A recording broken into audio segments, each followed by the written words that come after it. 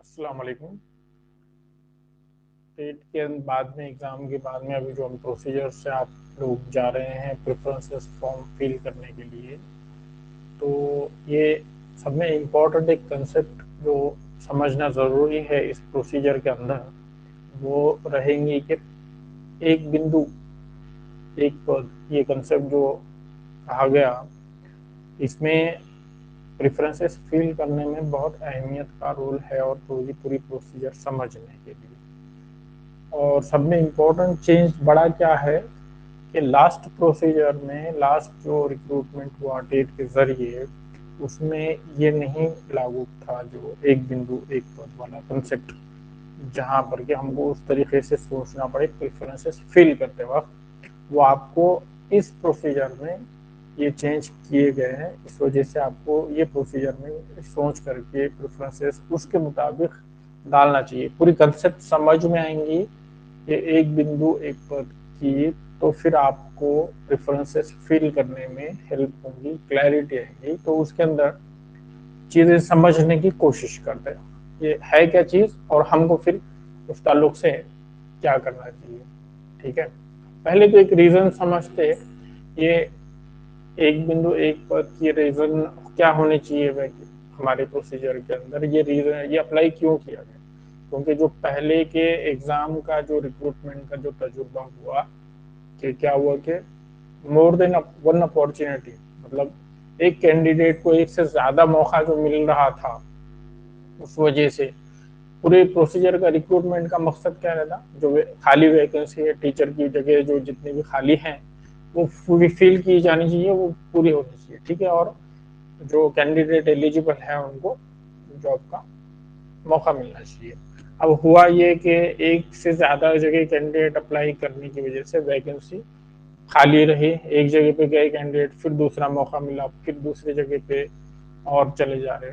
तो इसको कहीं ना कहीं आपको लगाम लगाना था। उसके बाद में दूसरी जो चीज़ है, और ये चीज़ करने की वजह से भी जो ऑलरेडी वैकेंट थी जगह, वहाँ कैंडिडेट रिपोर्ट नहीं कर रहे, नहीं करने की वजह से क्या हुआ, वो वैकेंसी फिर खाली रहने की सूरत पैदा हो गई। तो उस वजह से क्या हुआ, और प्रोसीजर भी लंबी होती गई। ये चीज़ों को जब हमको टैकल करना पड़ता है, यानी कि ऑर्गेनाइजेशन को जो कंडक्ट कर रहे हैं रिक्रूटमेंट प्रोसीजर, उनको जब ये समझ में आती है, ये चीज़ें हमको समझ में आती हैं कि ये रीजंस हो सकते हैं जिस वजह से ये हमको चेंजेस देखने को मिल रहे हैं आपके प्रेजेंट अपने चालू प्रोसीजर के प्रेफरेंसेस फील करने में। तो अब जो ये वजह है, तो हमको चेंजेस क्या क्या समझ में आए हैं, जो अवेलेबल जो जीआर के अंदर जो दी गई मालूमात है, वो मालूमात पे गौर करते स्क्रीन के ऊपर मैं वो चीज़ों को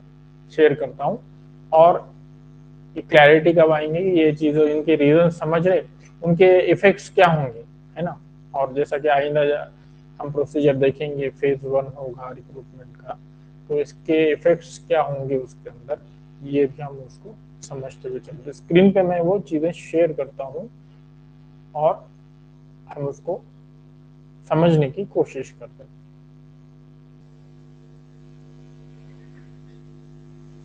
चीज़ क्या हुई असल में, हम इसको क्या कहेंगे, ये जो कैंडिडेट एक जगह पे रिपोर्टिंग नहीं किया या रिपोर्टिंग करके फिर दूसरी जगह पे ज्वाइन करने गया, कुल मिला के ये जो जंपिंग है, जिसको हम उछल कूद कह सकते कि एक जगह पे जा रहे दूसरी जगह पे फिर ज्वाइन हो रहे, वैकेंसी फिल करने का मकसद सक्सेसफुल उसमें नहीं हो सक रहा सही तरीके से, और जो दूसरे कैंडिडेट एलिजिबल होने चाहिए उनको भी मौका मिलना चाहिए, उनके भी मौका मिलने पे इससे असर हो जा रहा। समझ में आ रही बात आपको।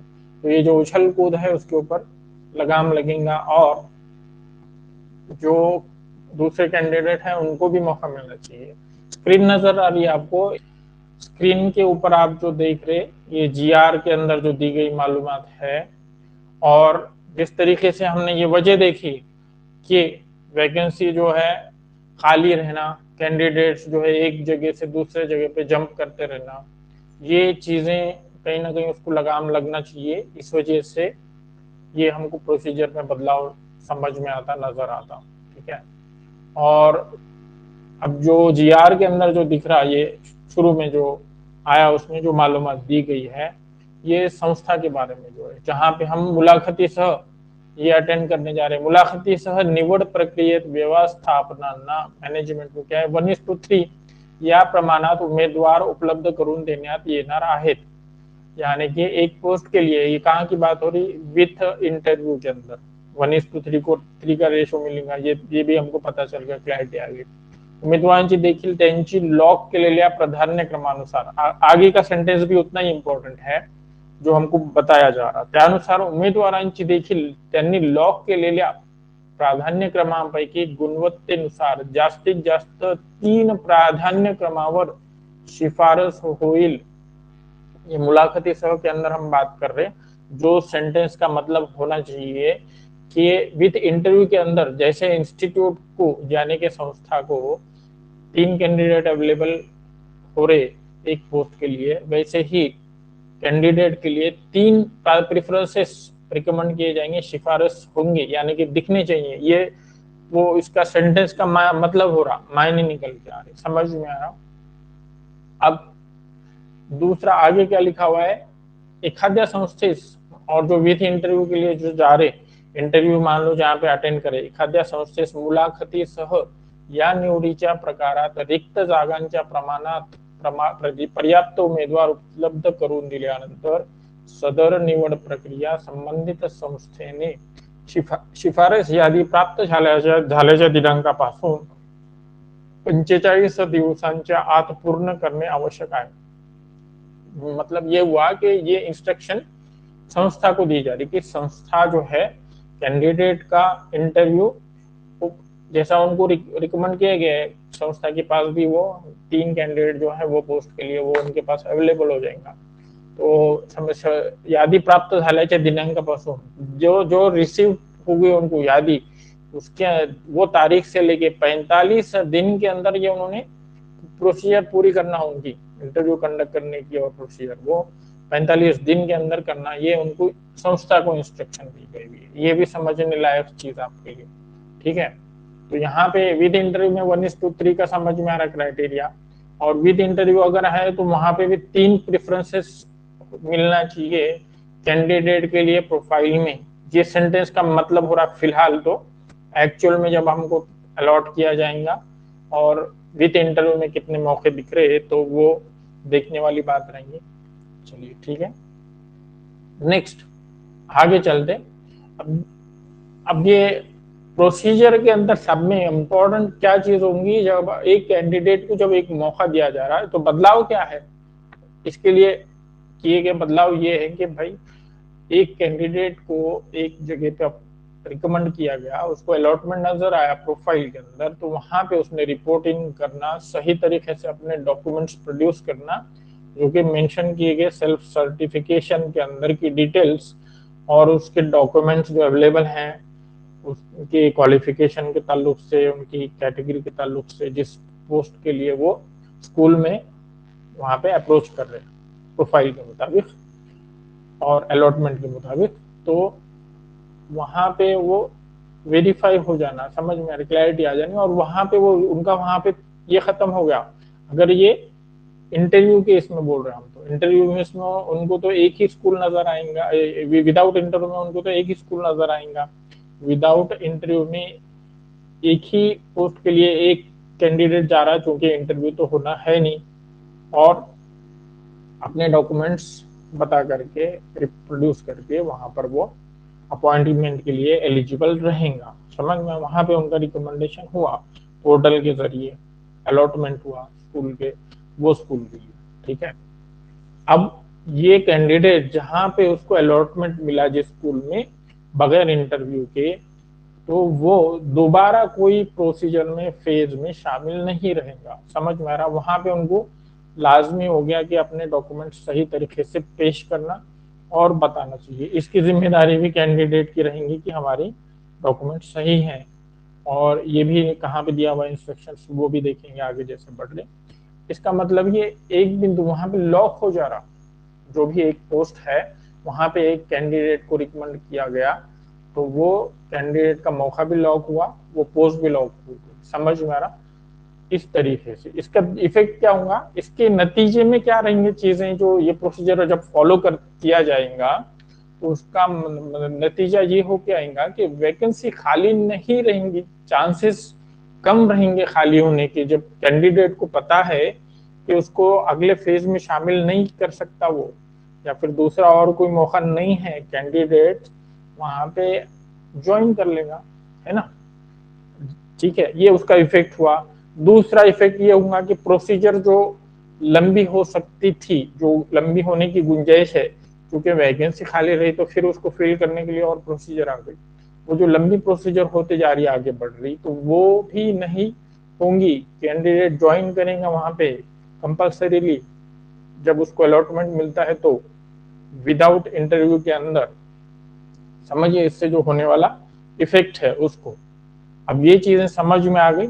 चलिए आगे आगे बढ़ते। नेक्स्ट इंस्ट्रक्शन और जो दी गई हमको जीआर के अंदर, स्क्रीन पे नजर आ रहा हो आपको, ये एक ही तारीख के लगभग जो जीआर है,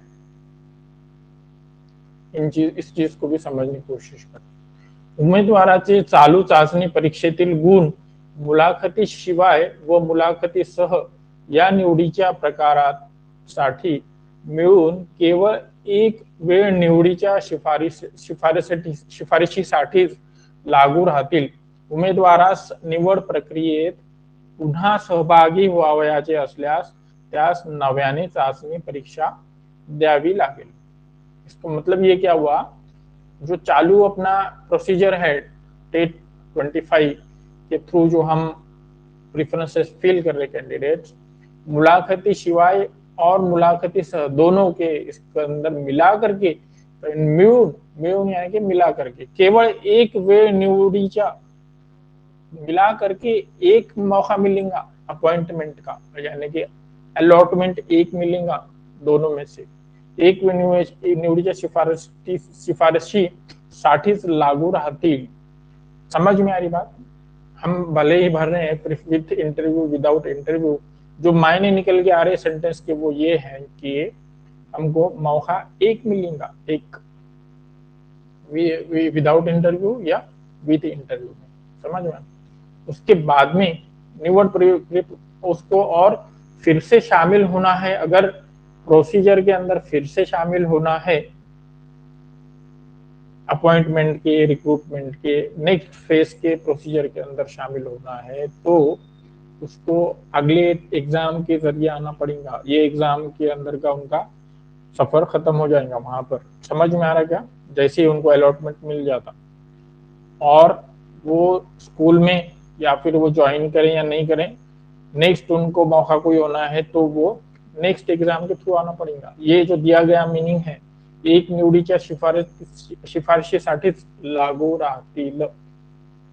ओके, इन चीजों को अहमियत से समझना पड़ेगा। हम ये भी समझते फिर इसके बाद में एज ए कैंडिडेट हमको क्या चीज करना होगी। जब आपको ये समझ में आ रहा तो ये चीज को समझो, जो हम प्रेफरेंसेस लास्ट टाइम के इसमें जैसा कैंडिडेट्स ने फील किए, अगले फेज में भी मौका मिला तो चाहे तो गए या चाहे तो नहीं गए, इस तरीके की चीज नहीं करनी है आप ये प्रेफरेंसेस फील करते वक्त। इसलिए ये जोर इस पे मैं दे रहा हूँ आपको, या फिर मैं आपको ये सुझाव दे रहा हूँ कि प्रेफरेंसेस फील करते वक्त अपना माइंडसेट ये होना चाहिए आपका कि ये माइंडसेट के साथ में आपने फील करना प्रेफरेंसेस कि हमको ये स्कूल में अलॉटमेंट मिलता है, फला फला स्कूल हमको अलॉट किया जाता, पोर्टल में मिलता है, यानी कि हमारा रिकमेंडेशन वहां पे हुआ। ठीक है, तो प्रेफरेंसेस वही डालो जो हमको जाना है। नहीं जाना है या फिर नहीं इरादा है वो स्कूल में करने का, तो वो प्रेफरेंसेस डालो ही मत। समझ में आ रही बात। ये क्लैरिटी आपको आज ही करना पड़ेगा, आज ही तय करना पड़ेगा। प्रेफरेंसेस जो भी अगर ज्यादा भी दिख रहे 20-25, ज्वाइन तो एक ही स्कूल में करना है, एक ही स्कूल में अपॉइंटमेंट मिलना है, तो तय आज ही कर लो, वो बेहतर है, वो बेहतर है। समझ में आ रहा क्या, क्योंकि फर्स्ट फेज में चल रहा। अब इसमें आज दूसरे कुछ कैंडिडेट्स क्या है, सेकंड फेज की एक्सपेक्टेशन कर रहे हैं कि शायद से हम प्रेफरेंसेस अगर ज्यादा नहीं दिख रहे, कुछ कैंडिडेट्स को ऐसा हुआ कि नियर बाय लोकेशंस नहीं है, ठीक है, करीब के लोकेशंस नहीं दिख रहे विदाउट इंटरव्यू के अंदर मान लो जहां, ठीक है, अब उनको दूसरे फेज के अंदर एक्सपेक्टेशन है कि हमको वहां पे मिलना चाहिए। तो होगी क्या चीज, इसके नतीजे में हम जैसा देख रहे हैं ना, वैकेंसी फिल हो जाएंगे और खाली रहने के चांसेस कम रहेंगे।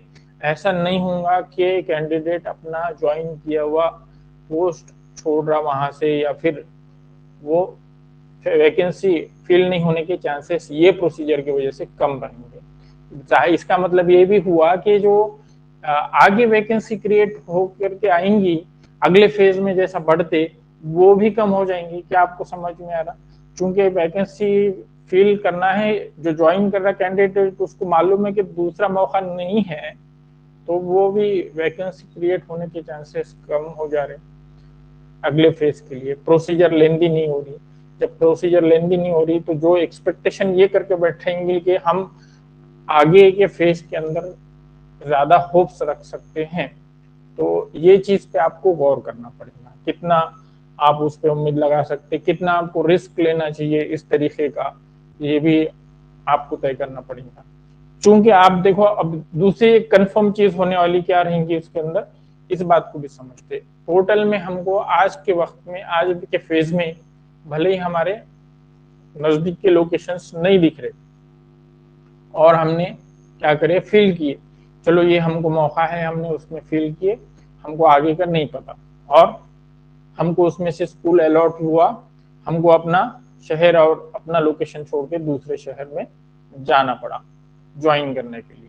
और पता चला कि अगले फेज में अपने ही सिटी के अंदर वैकेंसी थी, क्रिएट हुई, और वहां पर कम स्कोर वाला कैंडिडेट को अलॉटमेंट मिला।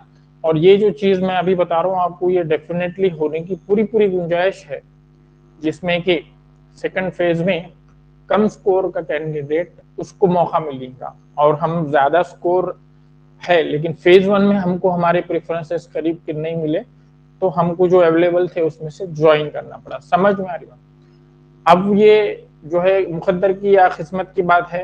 जो कम स्कोर वाला है वो तो फेज वन में उसका उतनी गुंजाइश नहीं थी, उसके किस्मत से बोलो आप, उसको वैकेंसी क्रिएट हुई और उसको मिला, लेकिन वो बाई चांस उसको मिल रहा, वेट कर रहा है वो फेज टू के अंदर, वन में अलॉटमेंट नहीं मिला, फील करने के बाद में भी मान लो कम स्कोर रहने की वजह से, और ये किस्मत की वजह से उसको मिलता है कि वहां पे वैकेंसी है। आप यहाँ पे पहले ही प्रेडिक्ट नहीं कर सकते कि वैकेंसी क्रेडिट होगी, क्रिएट होगी, वहां पे वैकेंसी क्रिएट होगी, आप ये पहले से तय करके नहीं चल सकते। ये क्या होगी, चांस वाली बात होगी कि हो भी सकती, नहीं भी हो सकती। और पहले फेज वन में हम जो पार्टिसिपेट करके चलते हैं उसमें हमको नजर आ रहा है कि यहाँ पे चांसेस हैं हमारे स्कोर के मुताबिक, वो हमारी चॉइस की बात होगी। वहां पे हमको अलॉटमेंट मिलता है तो ये हमारा मौका है सब स्कोर के, वो चॉइस से हम जा रहे।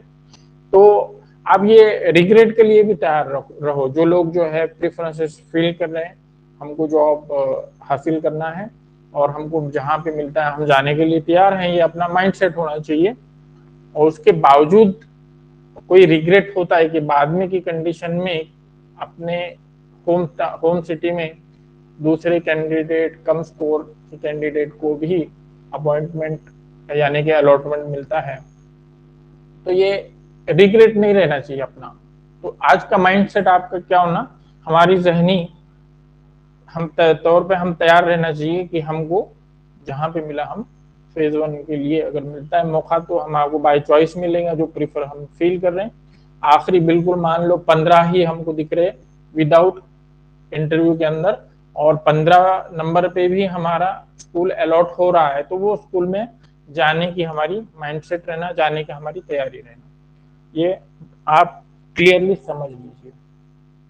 चलिए नेक्स्ट आगे जो इंस्ट्रक्शंस फिर प्रोसीजर स्टार्ट होते वक्त जो दी गई प्रेफरेंसेस फिल करने के अंदर, उसमें क्या क्या बताया गया।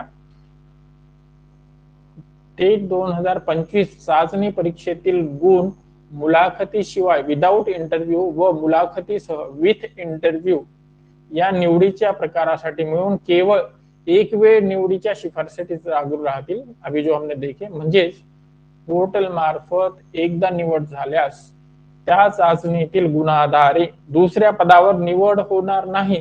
उमेदवारास निवड प्रक्रियेत पुन्हा सहभागी व्हावयाचे असल्यास त्यास नव्याने चाचणी परीक्षा द्यावी लागेल.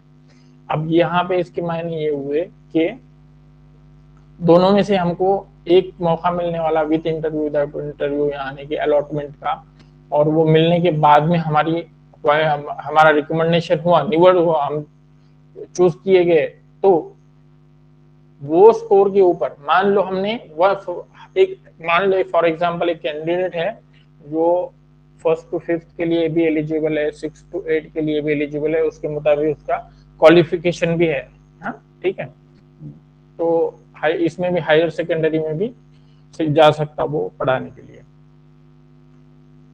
अब लेकिन चूंकि प्रेफरेंसेस उसने प्रोसीजर में पार्टिसिपेट करते वक्त डाला और वो 1st to 5th के पोस्ट उसको अलॉट की गई, मिल गई पोर्टल के जरिए, वो कौन से स्कोर का यूज करती हुआ, ये एग्जाम के स्कोर का यूज करती हुआ रिप्रेझेंट, यानी की एकदा निवड झाल्यास ये त्या चाचणीतील गुणाधारे ये स्कोर के बेस पे दूसरी पोस्ट पे आपको निवड नहीं होगी। एक पोस्ट ये स्कोर आपको एक वक्त ही चांस देगा, एक वक्त मौका देगा, समझ में आ रहा है, सेलेक्ट होने का कोई भी स्कूल में, फिर वो स्कोर के बेस पे यही एग्जाम के स्कोर के बेस पे, यानी कि कुल मिला के चीज वही क्या हो गई, एक मौका।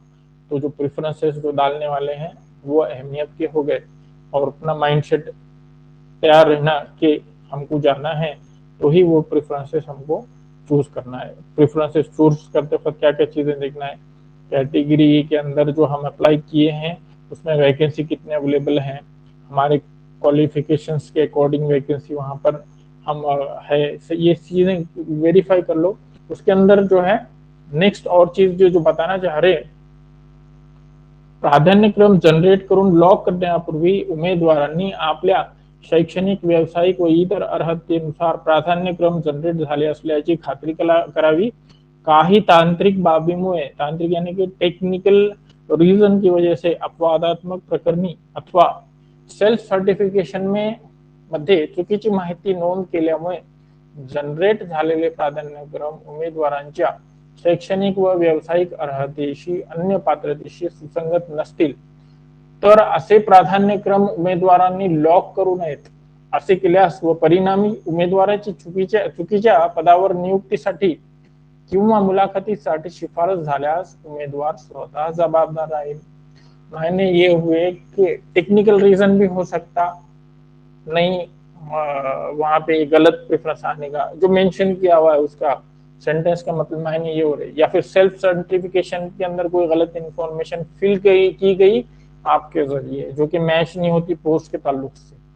तो ये जो प्राधान्यक्रम और इसके ताल्लुक से जो जिम्मेदारी रहेंगी, यहाँ इस तरीके आप उसको जो है आप एक डिस्क्लेमर के तौर पे ले सकते हैं, जो कि बॉडी के जरिए है, जो इंस्टीट्यूट के जरिए है, रिक्रूटमेंट प्रोसीजर के जरिए, ये डिस्क्लेमर के तौर पे आप ले सकते हैं कि अगरचे आप डॉक्यूमेंट्स प्रोड्यूस नहीं कर सके, आप गलत प्रेफरेंस वहां पे चूज करते हुए वहां पे आपको स्कूल अलॉट किया गया और पता चला आपको कि हमारे तो उसके मुताबिक है ही नहीं, भले ही हमको अलॉटमेंट किया गया था। अलॉट होने की रीजन गलती ये भी हो सकती कि टेक्निकल रीजन भी हो सकता बोल रहे वो, या फिर सेल्फ सर्टिफिकेशन के अंदर मालूमात जो है वो भी रीजन हो सकता है जिसकी वजह से गलत प्रोफाइल में स्कूल आ गया। अब ये सूरत में हम कैंडिडेट खुद जवाबदार रहेगा और वो प्रेफरन्स लॉक नहीं करना कैंडिडेट ने, असे प्राधान्यक्रम उमेदवारांनी लॉक करू नयेत, ये उन्होंने बताया जा रहा, वो क्लियर कर दे रहे, और ये जिम्मेदारी कैंडिडेट की ही है। अगर ऐसा कैंडिडेट गलत अलॉटमेंट हासिल करके अब जहाँ पे हमारा मैच नहीं होता और वहां पहुंचता है तो ये रिस्पॉन्सिबिलिटी कैंडिडेट की है, ये चीज समझो। नेक्स्ट, उमेदवाराने स्वप्रमाणपत्रामध्ये नमूद केलेल्या माहितीच्या आधारे प्राधान्यक्रम जनरेट होतील। स्वप्रमाणपत्राची उमेदवारास प्राधान्यक्रम जनरेट त्यांनी असे प्राधान्यक्रम लॉक करू नयेत, अन्यथा असे उमेदवार नियुक्तीसाठी कोणत्याही टप्प्यावर अपात्र ठरतील, याबाबत उमेदवार स्वतः जबाबदार राहतील। The responsibility is with you, the meaning is responsibility is with you. ठीक है, तो ये गौर करने वाली चीजें, अहमियत की चीजें। एक बिंदु एक पद का मायना समझ के चलिए कि एक जगह से दूसरे जगह पे जंप करना हमको एक स्कोर पे ये प्रोसीजर में नहीं पॉसिबल है, नहीं कर सकेंगे। जो लास्ट स्टेट के एग्जाम में कैंडिडेट्स क्या एक से दूसरे जगह पे चले गए ये स्कोर के ऊपर, तो अभी नहीं पॉसिबल होगा। इसका मतलब है वैकेंसी जो है कम रहेंगी। फेज 1 के बाद में क्रिएट होंगी वैकेंसी, तो जो खाली जगह रह गए, इसके बावजूद भी खाली जगह रह गए, वो तो आना ही है। लेकिन जो उसका ये कह सकते हैं, इस पे एक लगाम लगेगा, कैंडिडेट छोड़ के जाने की गुंजाइश कम रहेंगी।